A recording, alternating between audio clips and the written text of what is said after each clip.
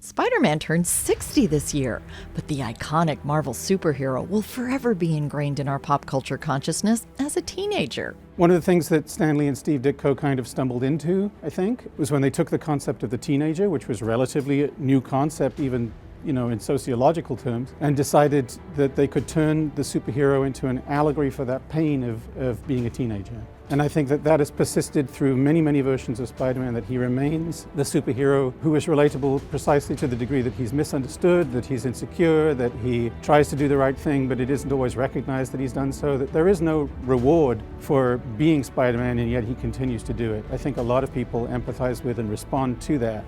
He was kind of a kid. He was youthful, and I felt like he was, even then I recognized that he was a pretty relatable character, and like I wanted to be Spider-Man. I wanted to put on that suit and swing around the city. Spider-Man does whatever a spider can. You can relate to and admire the opportunity to climb up walls and swing over the city and shoot webs out of your hands. Right. There is something just really innately just amazing about Spider-Man. Comic-Con Museum goes beyond amazing with a new exhibition celebrating the popular web-slinger.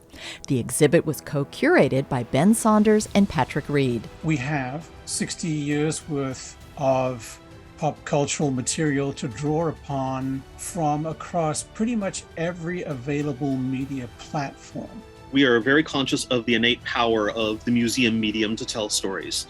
It is based around historical artifacts, objects, original comic book art, film props, but then we also use all sorts of modern techniques, lighting, projections, high definition digital canvases to tell the story in a more kinetic way. Sometimes telling that story involves peeling back the curtain to look at the creative process through the original art that was used to create the comic books. It's production art. It wasn't originally intended for display. It's the hand-drawn originals from which this whole world-spanning franchise comes. There's an aura around those objects. Knowing that this started with the work of an individual with a pencil and a piece of Bristol board, I find that phenomenally moving. Those are the pieces that I always want to stop in front of and spend more time with. But visitors may also be drawn to the photo ops offered by life-size statues.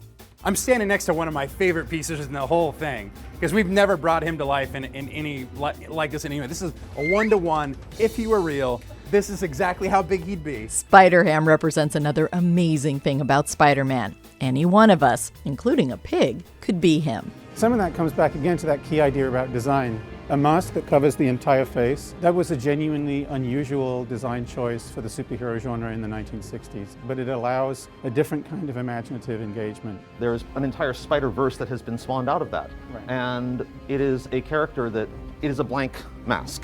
You cannot see any facial features, so he could be anyone. He's like us, but he has this extraordinary element on top of it. Some of the genius of Stan Lee and Steve Ditko in creating the character was that anybody could be under that mask. It could be any one of us, regardless of color, creed, religion, sexual orientation, whatever. It could be any of us.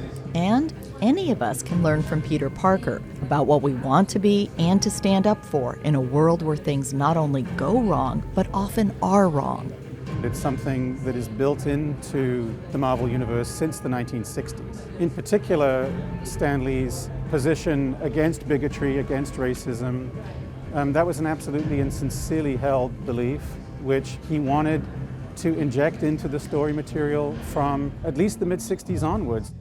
Whatever life holds in store for me, I will never forget these words. With great power comes great responsibility. How much better off would we all be if there were more people in the world in positions of power who understood that some responsibility comes with that role? It's a good message. Spider-Man Beyond Amazing reminds us of that message.